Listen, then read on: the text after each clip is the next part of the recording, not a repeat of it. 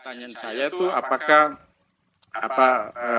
Romer juga ini bisa model-model yang kita dalami ini kemudian dengan situasi pengetahuan yang dibungkus oleh Romer ini bisa kita pakai sebagai argumen dalam rangka menghadapi persoalan-persoalan empiris yang terjadi di daerah seperti di kami di Indonesia Timur juga. Ya, itu yang pertama. Dan yang kedua, tentu dalam ruang kerja yang di aspek ini, di sektor ini, itu selalu berkembang cepat. Ya. Kebaruan-kebaruan itu cepat dan sangat tidak sementara. Ya, sangat sementara. Sehingga selalu ada pembaharuan-pembaharuan lain yang kadang-kadang ketika kita baru ditemakan di tingkat pusat, kami itu biasanya tuh 3-4 bulan itu baru dapat dia punya mungkin strategi dari strategi yang bisa dibuat terhadap proses penerimaan dari sisi R&D yang secara tematik kadang sudah ditemakan, tapi kami kemudian dulu baru ini. Itu kira-kira apa yang bisa kami lakukan berkaitan dengan situasi seperti ini. Mungkin itu Bapak, terima kasih, saya kembali.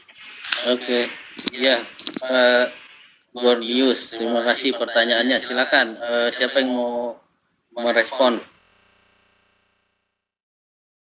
Mungkin saya tambahkan. Ya, silakan Pak Fauzan. Baik, tadi Pak Gordius cukup panjang, coba saya rangkum tadi menyatakan bahwa situasi kita di daerah inovasi itu penting, lalu kemudian di satu sisi data di daerah itu sulit, kalau nasional lebih mudah. Lalu apakah model-model Romer tadi itu bisa kita pakai untuk menyelesaikan masalah di daerah, sementara kondisi daerah inovasi kurang, lalu kemudian datanya juga sulit gitu. Sebenarnya Romer ini menjawab kritik gitu ya, atau kemudian menyelesaikan kritiknya terhadap model pertumbuhan yang dulu ada dari Solow, di mana Solow mengatakan bahwa pertumbuhan jangka panjang itu ya bisa didapatkan dari perkembangan teknologi. Hanya sayangnya model pertumbuhan Solow tidak menyebutkan perkembangan teknologi itu dari mana dan bagaimana caranya gitu. Nah, karena kemudian Romer mengkritik ini, maka tantangan dia sebenarnya adalah bagaimana dia bisa memodelkan agar R&D itu bisa dijelaskan secara eksplisit. Apa sih sebenarnya faktor-faktor yang mempengaruhi R&D itu? Makalah ada persamaan akumulasi pengetahuan, ada dibagi dua sektor, jadi sektor R&D dan sektor produksi barang gitu. Nah, lalu kemudian apakah model Romer ini bisa dipakai untuk menyelesaikan persoalan di daerah gitu ya? Maka pertanyaan ini, saya malah lupa nih jawabnya nih. Maka sebenarnya Romer ini berusaha untuk menyelesaikan pertanyaan Pak Gordius tadi sebenarnya. Karena kalau diserahkan kepada Solow, dia tidak bisa menjawab. Nah, Romer berusaha mencari itu. Apa sih sebenarnya faktor determinan dari technological progress itu bisa didorong gitu ya. Dari presentasi saya tadi didapatkan implikasi model Romer. Yang pertama, kalau tenaga kerja yang dia ada di sektor R&D itu besar, maka pertumbuhan juga akan lebih tinggi. Itu satu. Itu kan artinya bisa diaplikasikan secara langsung oleh lembaga yang ada di daerah. Kemudian yang kedua, kalau ada peningkatan produktivitas di sektor R&D, maka pertumbuhan juga akan naik. Di sini maka terkait dengan ini ya, produktivitas berarti output per pekerjanya itu harus ditingkatkan. Bisa dari human capitalnya ditingkatkan dengan sekolah, S3 misalkan gitu ya, atau ikut pelatihan dan lain sebagainya, maka pertumbuhan juga akan makin tinggi. Daerah juga makin maju gitu. Jadi Pak Gordius ini sudah mengimplementasikan model research and development, Pak Gordius. Maksudnya Pak Fauzan gitu tuh.